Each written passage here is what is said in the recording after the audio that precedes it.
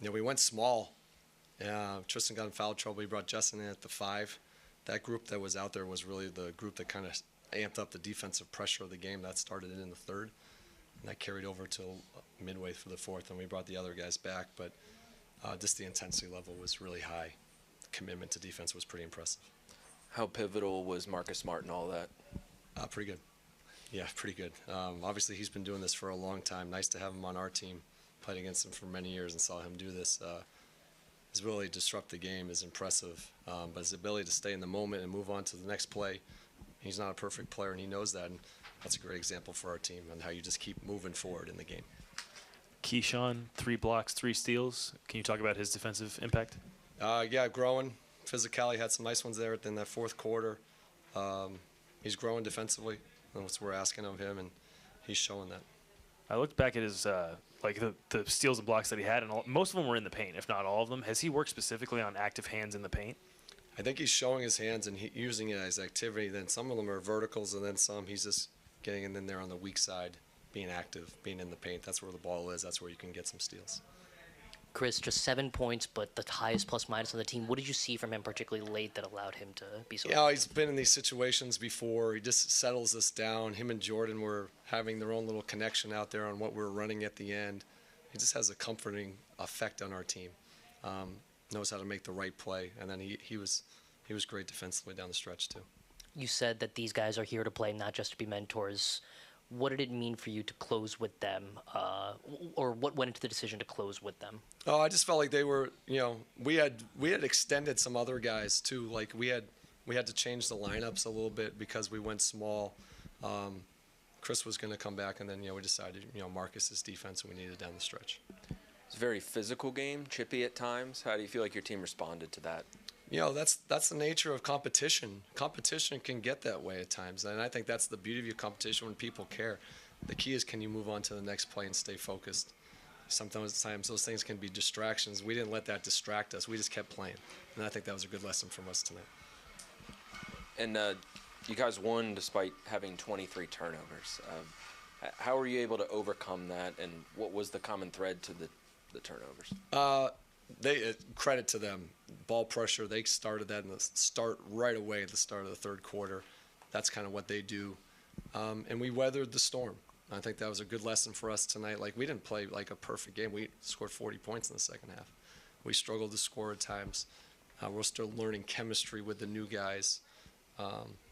But that didn't stop us from staying competitive and staying with the game. And we really won the game tonight with our defense. To Chase's first point, the chippiness of the game, philosophically, how do you deal with that as a coach? Like, do you like it when players are, amped up like that, or do you tell them in the huddle, settle it down a little bit? I like when guys care. That's great. I mean, that's just the nature of sports. Like, stuff like that's going to happen. If you've played in high-level games, which I've been very fortunate in my career to be in a lot of that stuff happens all the time. The key is how you move on. How do you keep playing? This is a competitive thing. People want to win.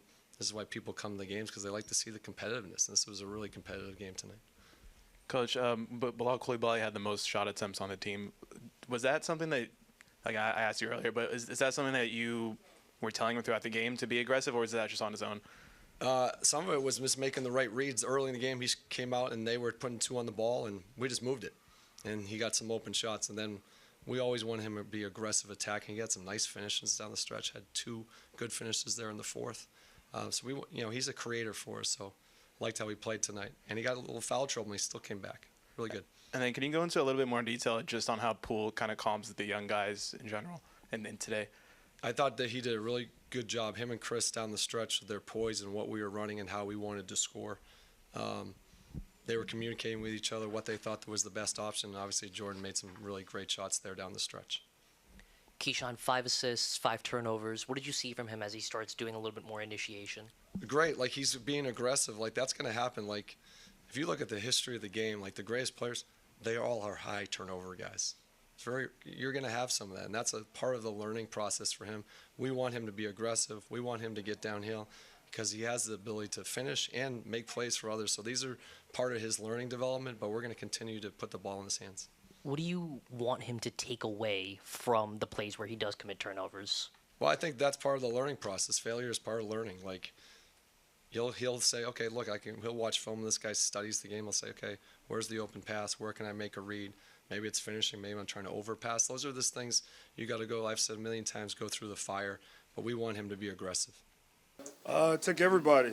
You know, that Brooklyn team, as we all know, you know, they don't back down from nobody, and they're going to come out and test you on both ends. So, you know, we did a good job of responding. It took everybody. You know, it wasn't perfect. We stayed the course. What about the fourth quarter in particular? You guys helping? Hey, send me fix some more boys. Yeah, I mean, that just shows, you know, the focus and intent we have, you know, trying to get better on both ends, but especially that defensive end. You know, shots for us aren't always going to fall. You know, stuff's going to happen, such as turnovers, and you got to be able to figure out a way to win, without doing those things, such as on the defensive end, and that was tonight. And, you know, it was a great performance. You know, shout out to Bilal doing his thing, you know, being able to stay in the game, even though he got in a little foul trouble. And, you know, that's frustrating, but to come in and keep that aggressiveness that he had, it's big for us.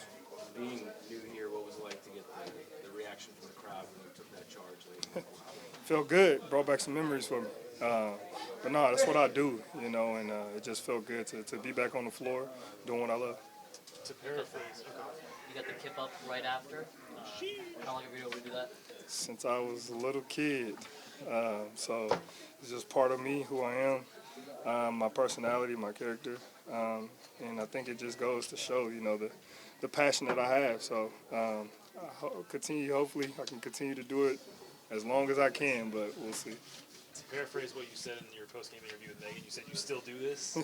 How important is it to you to prove to everybody, not just yourself, but to everybody else, that you still have a lot to offer to an NBA? I mean, it's huge. You know, as a player, you know, who loves playing the game, you know, who's a very competitive person, you know, you always play with a chip on your shoulder. And to be able to come out here and show the world that you still can do what you know, what you're known for. Because there are some people that kind of probably slept, you know, haven't played in a couple years consistently, and they probably forgot about me, which is cool. I'm used to it, but like I said, I can still do what I do. Well, first and foremost, huge addition to our team. I've been on the other side of playing against Marcus for the first 6 years of my career, and I think everything that you saw tonight from him is exactly what we need, but also like what makes him such a great player. His presence, his energy, his physicality. I mean, he's Defensive Player of the Year, so like he's allowed to be extremely aggressive, and I think that really helps our team. Us being pretty young and not getting as much respect as a lot of the other teams in the league, so he just brings a different energy, a different physicality, and when you have a reputation like he does, you're allowed to go make aggressive plays on the defensive end, and he was huge for us tonight, and I think that he'll be an amazing addition to our team, and we can just learn so much. Him, Chris, they're extremely vocal, and they kind of walk us down throughout the course of the game and continue to stay in our ear and our guys' ears, and he was huge tonight. He was a big part of the reason, if not sole reason why we won that game. Speaking of defense, Keyshawn finished with 3 blocks and 3 steals, and he Yeah. had really active hands in the paint. Can you talk about what you saw from him and his progression over the season? Yes, similar to kind of what I was just saying about being physical. I think he was getting a little bit frustrated with the way that he was getting calls throughout the first half of the season.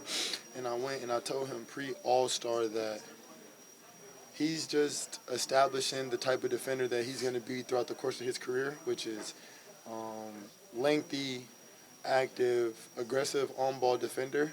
And a lot of calls were going against him earlier on in the season. Some of that has to do with our reputation as a team. Some of that has to do with him just being a rookie. But I told him just to continue to keep playing that way, because now we've added a guy like Marcus, and he can add that physicality, and the refs can't call that every time down the court. And I think the last couple games we've seen how impactful, even in the Bucks game, we've seen how impactful he can be when they allow him to play. And I think he's just doing a really good job of adding to his reputation about the type of defender he's going to be, and he's been exceptional on that end. How annoying is it to play against a defender like Marcus Smart? Like, what kind of mental impact is when he plays that physical defense? What does that do? I mean, it's tough. Obviously, he's top 3 defenders in the league. He won Defensive Player of the Year as a guard, which is pretty tough. how do Marcus and Chris fit into the defensive puzzle? It seems like you guys already have quite a few pieces with Alex, Bilal, Keyshawn. How much further do they get you guys towards having the defense click? What's really special about adding those two guys to our team is their veteran presence because they played at the highest level. They know when to slow the game down. They know when to get this look. They know what team is trying to run what for who at this time. Tonight we saw that. We saw that in the Milwaukee game, but tonight we, as a team, felt the poise from them in the timeouts. In the game, I think there was a couple opportunities late in the game where we got the rebound. I think Marcus got one, and he looked for me, and we were both on the same page about just slowing it down. And me and Chris were on the same page about what plays to call in that moment, how to exhaust plays, knowing what to get to down the stretch. And it's essentially what BK's been preaching all year, which is just possession-by-possession basketball. And we, as a team, need that. It's good to see. It's good to learn from. But these guys, like I said, they played at the highest level, and it's just kind of natural for them. And they've been in the league so long, it's almost comforting to know that you got guys out there who have played at the highest level with me, and we feel settled. So it's just offensively and defensively, it just brings a different energy. 𝗙𝗢𝗟𝗟𝗢𝗪 had the most shots tonight. What's it like to see him being aggressive like that on offense and his growth on that end of the floor since you first started playing with him? I'm a big fan of BC, and I think everybody knows that. Just his growth over the course of his 2 years. He's an extremely elite defender, and he's always on the best player, which makes it more impressive to see how aggressive he still is on the offensive end. He's still learning, and he's still figuring out what's comfortable in his game. And